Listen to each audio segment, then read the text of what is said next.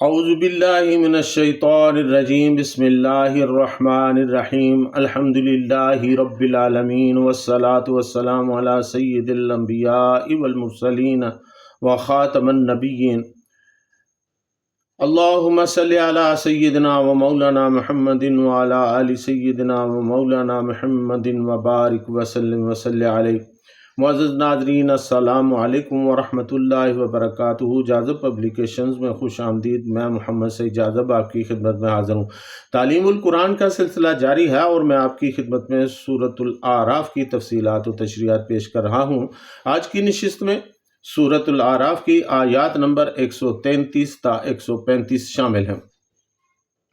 ارشاد باری تعالیٰ ہے فَأَرْسَلْنَا عَلَيْهِمُ الطُّوفَانَ وَالْجَرَادَ وَالْقُمَّلَ وَالضَّفَادِعَ وَالدَّمَ آيَاتٍ مُفَصَّلَاتٍ فَاسْتَكْبَرُوا وَكَانُوا قَوْمًا مُجْرِمِينَ وَلَمَّا وَقَعَ عَلَيْهِمُ الرِّجْزُ قَالُوا يَا مُوسَى ادْعُ لَنَا رَبَّكَ بِمَا عَهِدَ عِندَكَ لَئِن كَشَفْتَ عَنَّا الرِّجْزَ لَنُؤْمِنَنَّ لَكَ وَلَنُرْسِلَنَّ مَعَكَ بَنِي إِسْرَائِيلَ فَلَمَّا كَشَفْنَا عَنْهُمُ الرِّجْزَ إِلَىٰ أَجَلٍ هُمْ بَالِغُوهُ إِذَا هُمْ يَنْكُثُونَ۔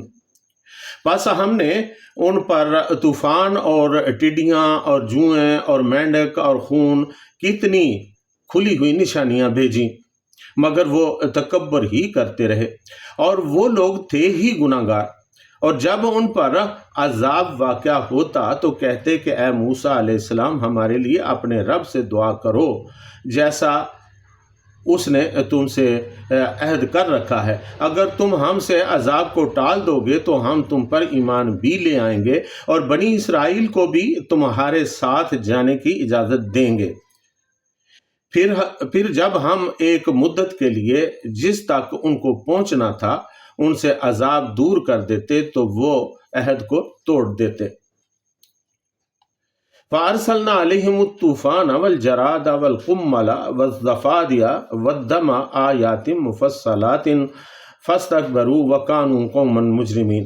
ہم نے ان پر طوفان اور ٹڈیاں اور جوئیں اور مینڈک اور خون کتنی ہی کھلی ہوئی نشانیاں بھیجیں، مگر وہ تکبر ہی کرتے رہے اور وہ لوگ تھے ہی گناہ گار۔ ناظرین، گزشتہ آیات میں بیان کردہ وہ قحط سالی کے بعد اللہ تعالیٰ نے قوم فرعون پر مزید آزمائشیں شروع کر دیں۔ آیت مذکورہ میں 5 قسم کے عذابوں کا ذکر کیا گیا ہے جو ان پر مسلط کر دیے گئے تھے۔ ان کا فردن ذکر پیش خدمت ہے۔ پہلا عذاب تھا طوفان۔ الطوفان، سب سے پہلے اللہ تعالیٰ نے ان پر زوردار بارش برسائی جو طوفان کی صورت اختیار کر گئی۔ اس سے ان کی فصلیں پانی میں ڈوب کر تباہ ہونے لگیں۔ بارش کے باعث قبطیوں کے گھروں میں بھی پانی بھر گیا، یہاں تک کہ وہ ان میں کھڑے رہ گئے اور پانی ان کی گردنوں کی ہنسلیوں تک چلا گیا۔ ان میں سے جو بیٹھا ڈوب گیا۔ یہ لوگ نہ ہل سکتے تھے اور نہ کچھ کام کر سکتے تھے۔ ہفتہ کے دن سے لے کر دوسرے ہفتہ تک 7 روز اسی مصیبت میں مبتلا رہے۔ بنی اسرائیل کے گھر ان قبطیوں کے گھروں سے ہی منسلک تھے لیکن وہ محفوظ رہے۔ جب یہ لوگ عاجز آ گئے تو وہ حضرت موسیٰ علیہ السلام کے پاس پہنچے اور التجا کی کہ وہ اپنے پروردگار سے دعا کریں اور اگر بارش تھم گئی اور ہماری فصلیں بچ گئیں تو ہم آپ علیہ السلام پر ایمان لے آئیں گے۔ حضرت موسیٰ علیہ السلام نے دعا فرمائی تو بارش تھم گئی اور فصلیں بچ گئیں، لیکن وہ اپنے عہد سے پھر گئے۔ دوسرا عذاب تھا ٹڈیوں کا عذاب، الجراد۔ ناظرین، طوفان اور بارش عذاب تو تھی لیکن عذاب ٹل جانے کے بعد جو پانی کھیتوں میں جمع ہو چکا تھا اب وہی پانی ان کی فصلوں کے لیے نعمت ثابت ہوا اور فصلیں خوب ہری بھری ہو گئیں۔ زمین میں وہ سرسبزی اور شادابی دیکھنے میں آئی جو پہلے کبھی نہ دیکھی تھی۔ کھیتیاں خوب ہوئیں اور درخت خوب پھلے۔ یہ دیکھ کر فرعون کہنے لگے کہ پانی تو ہمارے لیے نعمت تھا، چنانچہ انہوں نے حضرت موسیٰ علیہ السلام سے کیا ہوا وعدہ توڑ دیا۔ 1 مہینہ تو عافیت سے گزرا تو اب اس وعدہ خلافی کی سزا کے طور پر ان کی پکی ہوئی تیار فصلوں پر ٹڈیوں کے دل بھیج دیے گئے۔ ٹڈیوں نے کھیتیوں کے علاوہ پھلدار اور دوسرے درختوں کے پتے بھی کھا لیے۔ پھر انہوں نے مکانوں کے دروازے، تختے، سامان، یہاں تک کہ لوہے کی کیلوں پر بھی حملہ کر دیا۔ قبطیوں کے گھروں میں ہر طرف ٹڈیاں ہی ٹڈیاں نظر آنے لگی۔ 1 ہفتہ تک یہ عذاب بھی ان پر مسلط رہا۔ بنی اسرائیل کے گھر اس آفت سے بھی محفوظ رہے۔ اب قبطی پریشان ہو گئے تو ایک بار پھر حضرت موسیٰ علیہ السلام کی طرف دوڑے اور پہلے کی طرح اللہ تعالیٰ سے دعا کرنے کی درخواست کی۔ چنانچہ آپ علیہ السلام کی دعا سے انہیں اس عذاب سے بھی نجات مل گئی۔ تیسرا عذاب تھا سرسری یا گھن کا عذاب۔ ناظرین، القمل جوں کو کہتے ہیں۔ اس کے علاوہ چھوٹی چھوٹی چیونٹیوں اور چچڑی کو بھی القملہ کہا جاتا ہے۔ بعض لوگوں نے کہا ہے کہ یہ ایک کیڑا ہے جو فصل میں لگ جاتا ہے اور اسے بالکل خراب کر دیتا ہے۔ تفسیر الکشاف میں اس کے معنی پسو اور گھن کے بھی کیے گئے ہیں۔ علامہ راغب اصفہانی رحمۃ اللہ علیہ نے کہا ہے کہ یہ چھوٹی مکھیاں ہوتی ہیں۔ ناظرین، بعض مفسرین کرام لکھتے ہیں کہ یہ لفظ چھوٹے چھوٹے جانداروں مثلا چیچڑی، مچھر، جوئیں، گھن، سرسری اور ایسے ہی دوسرے کیڑوں کے لیے مستعمل ہے۔ قبطیوں نے اب پیش بندی کے طور پر غلہ کاٹ کر گھروں میں محفوظ کر لیا اور اپنے تئیں مطمئن ہو کر بیٹھ گئے اور کہنے لگے کہ ہمارے لیے غلہ اور اناج ہی کافی ہے، بھلا ہم اپنا دین چھوڑ کر موسیٰ علیہ السلام کی اطاعت کیوں کریں؟ وہ پہلے کی طرح ہی اپنے اعمال خبیثہ میں مصروف ہو گئے۔ مورخین کہتے ہیں کہ اب پھر 1 مہینہ عافیت سے گزرا، لیکن وہ اپنی ہٹ درمی سے باز نہ آئے۔ تب اللہ تعالیٰ نے گھن یا سرسری کا عذاب نازل کر دیا۔ یہ کیڑا قبطیوں کے کپڑوں میں گھس جاتا تھا اور جلد کو کاٹتا تھا، کھانے میں بھی بھر جاتا تھا۔ 10 بوری گندم کو پیسا جاتا تو صرف 3 سیر آٹا ملتا، باقی سب کیڑے کھا جاتے۔ یہ کیڑے فرعونیوں کے بال، بھویں، پلکیں تک چاٹ گئے، ان کے جسموں کے ساتھ چچڑیوں کی طرح چپک جاتے اور ان کا خون چوسنے لگتے۔ اس طرح ان کا سونا تک دشوار ہو گیا۔ اس مصیبت سے فرعونی چیخ پڑے۔ اس صورتحال میں پھر وہ حضرت موسیٰ علیہ السلام کے پاس آئے اور دعا کی درخواست کی اور ایمان لانے کا عہد و پیمان کیا۔ تب آپ علیہ السلام کی دعا سے یہ عذاب بھی دور ہو گیا۔ چوتھا عذاب تھا مینڈکوں کا عذاب، الضفادع۔ ناظرین، حالات کچھ بہتر ہوئے، کچھ عرصہ آرام و سکون سے گزرا۔ حسب معمول قوم فرعون نے پھر سے عہد شکنی کی۔ تب اللہ تعالیٰ نے مینڈکوں کا عذاب نازل کر دیا۔ مینڈکوں کی اس قدر بہتات ہو گئی کہ کھانا کھانے بیٹھتے تو ہر طرف سے مینڈک نکل آتے اور کبھی کھانے میں جا پڑتے، کبھی سالن کے برتن میں اور کبھی ان کے چولہوں میں بھی مینڈک بھر جاتے۔ یہاں تک کہ وہ کچھ کھانے کے لیے منہ کھولتے تو کوئی مینڈک اچک کر منہ میں گھس جاتا۔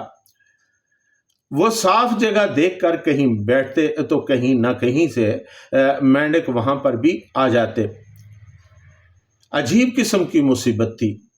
اب تو فرعونی رو پڑے اور حضرت موسیٰ علیہ السلام کی خدمت میں عرض کی کہ اب کی بار ہم پکی توبہ کرتے ہیں۔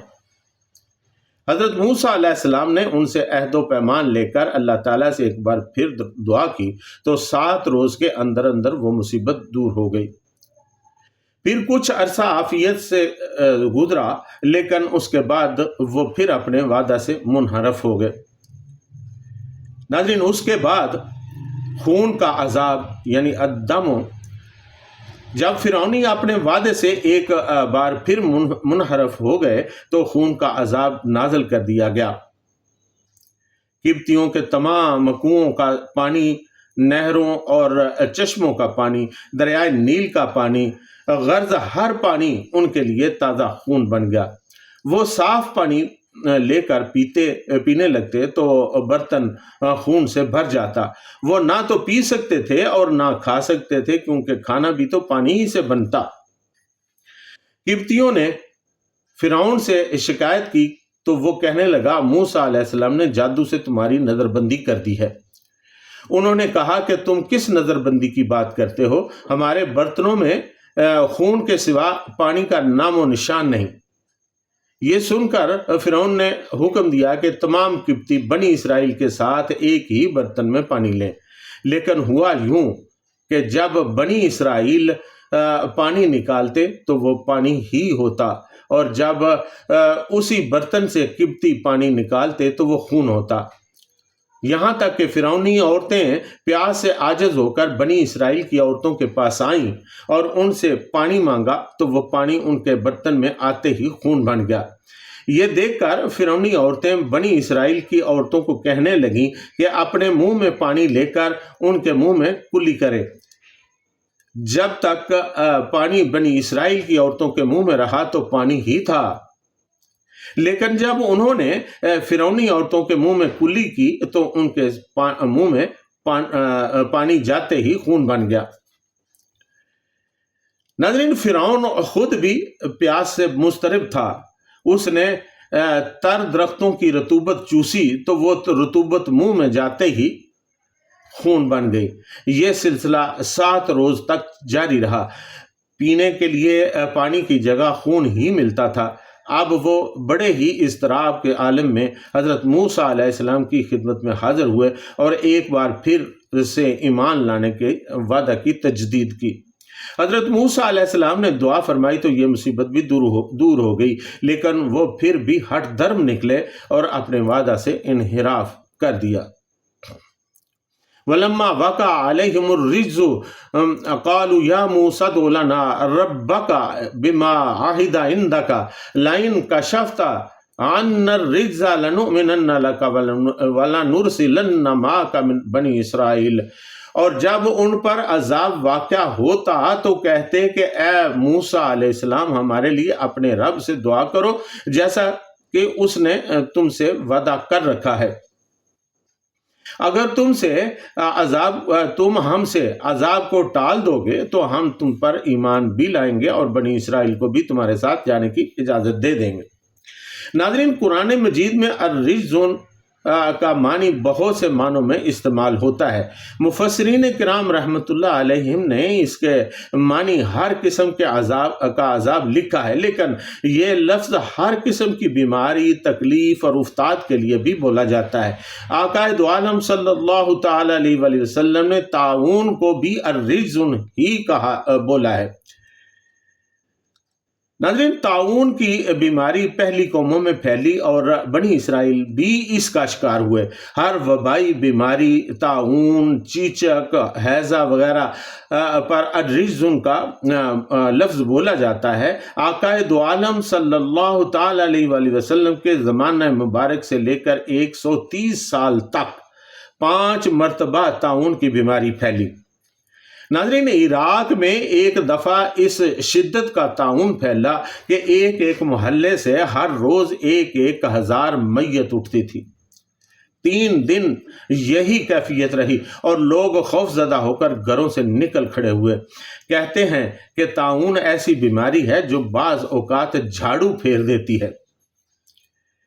قصہ مختصر، فرعونیوں پر بھی یہ عذاب آیا، چنانچہ آیت مذکورہ میں بیان کردہ وہ بیماری طاعون کے علاوہ اس سے پہلے بھی جتنی مصیبتیں نازل ہوئیں، ہر مصیبت اور تکلیف کے بعد وہ یہی کہتے کہ اب کی بار ہمارے لیے دعا کریں، تکلیف یا مصیبت دور ہو جانے کے بعد ہم لوگ آپ علیہ السلام پر ایمان لے آئیں گے۔ لیکن عذاب یا مصیبت دور ہو جانے کے بعد وہ ہمیشہ اپنی ہٹ درمی سے کام لیتے اور اپنے کیے ہوئے وعدہ سے مکر جاتے۔ ناظرین، طاعون کا عذاب آیا تو انہوں نے حضرت موسیٰ علیہ السلام سے عذاب کے ٹل جانے کی درخواست کی اور وعدہ کیا کہ اب کی بار وہ نہ صرف ایمان لے آئیں گے بلکہ بنی اسرائیل کو بھی آزاد کر کے آپ علیہ السلام کے ساتھ جانے دیں گے۔ لیکن جب یہ عذاب بھی ٹل گیا تو پہلے کی طرح ایک بار پھر اپنے وعدہ سے منحرف ہو گئے۔ فَلَمَّا كَشَفْنَا عَنْهُمُ الرِّجْزَ أَجَلٍ هُمْ بَالِغُوهُ إِذَا هُمْ يَنْكُثُونَ، پھر جب ہم ایک مدت کے لیے جس تک ان کو پہنچنا تھا ان سے عذاب دور کر دیتے تو وہ عہد کو توڑ ڈالتے۔ ناظرین، یہاں پر فرعونیوں کے اسی رویہ کی طرف اشارہ کیا گیا ہے جس کا ذکر اس سے پہلے کیا جا چکا ہے۔ وہ یہ کہ جب بھی ان پر کوئی مصیبت یا عذاب نازل ہوتا تو وہ بے قرار ہو کر حضرت موسیٰ علیہ السلام کے پاس پہنچ جاتے اور یقین دلاتے کہ ہم سے یہ مصیبت دور ہو جانے کی